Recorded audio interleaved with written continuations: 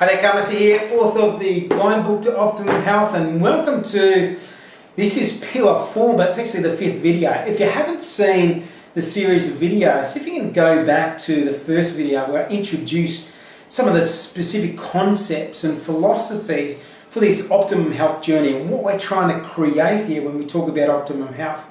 I talked about if we want to achieve at our highest level, if we want to, kick those goals, if we want to leave that legacy, if we want to have those optimum relationships, if we want to have that higher level of energy to perform at a physical level, at a mental level, at an emotional level, at the highest level possible, then we need to optimize our health. We need to tick these things off.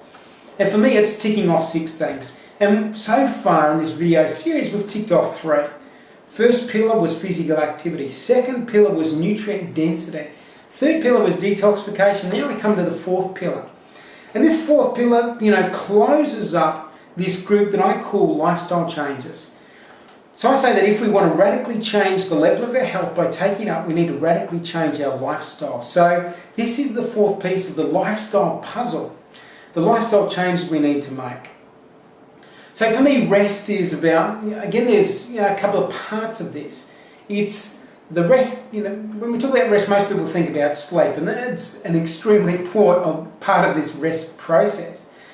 Most people, or a significant amount of the population, I believe, are probably sleep deprived, are not getting enough sleep to balance out the lifestyle challenges, and to balance out the level of stress, to balance out the level of toxicity in our body, to balance out the amount of crap that we end up taking into our body with the food we eat.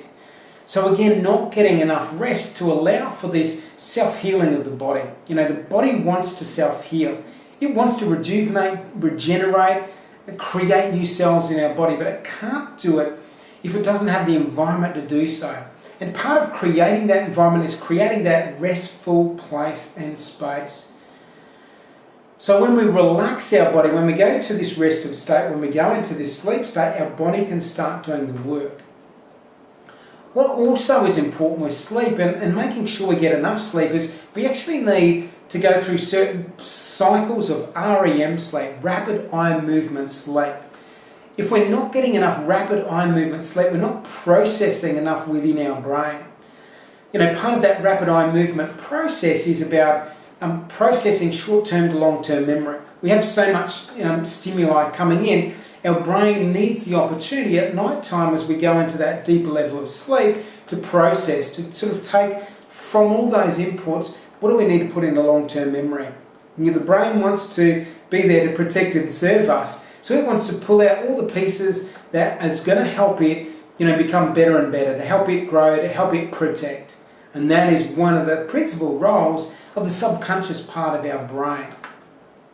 So are we getting enough rest? And I talk to clients, coaching clients, who say, I only need about, 5 or 6 hours a night. I'm like, yeah, that might be okay, but maybe if you got 7.5 hours or 7 hours plus, maybe you actually have a high level of energy, high level of concentration, focus, creativity, innovation.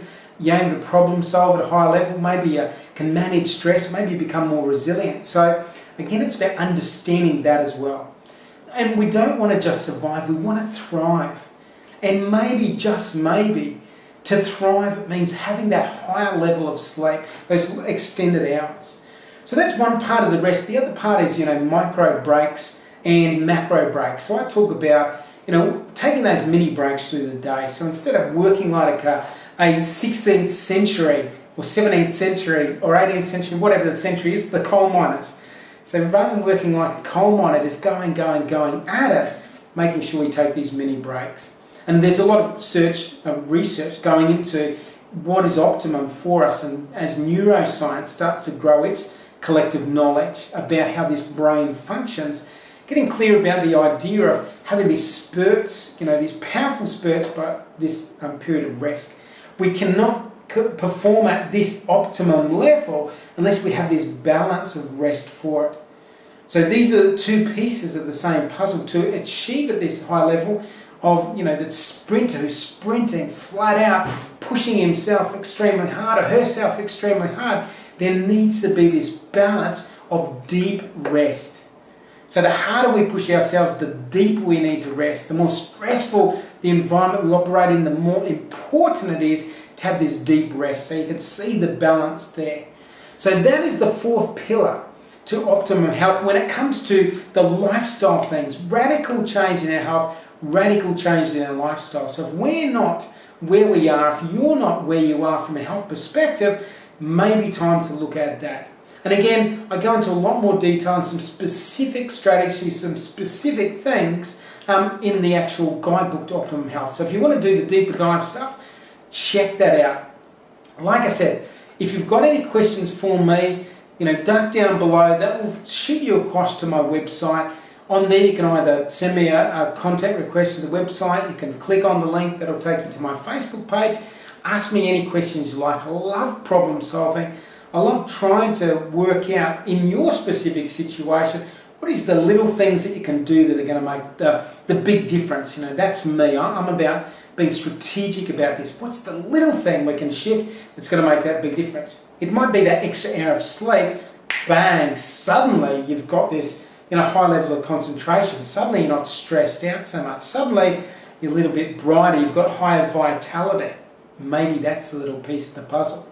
So if you've got any questions for me, don't hesitate to ask. I look forward to hearing from you. We've just finished fourth pillar of optimal health. Physical activity was the first one. Nutrient density was the second one. Detoxification was the third one. Fourth one is rest. And the fifth one we're going to get into mindfulness. So I look forward to talking to you soon and sharing a little bit more about mindfulness.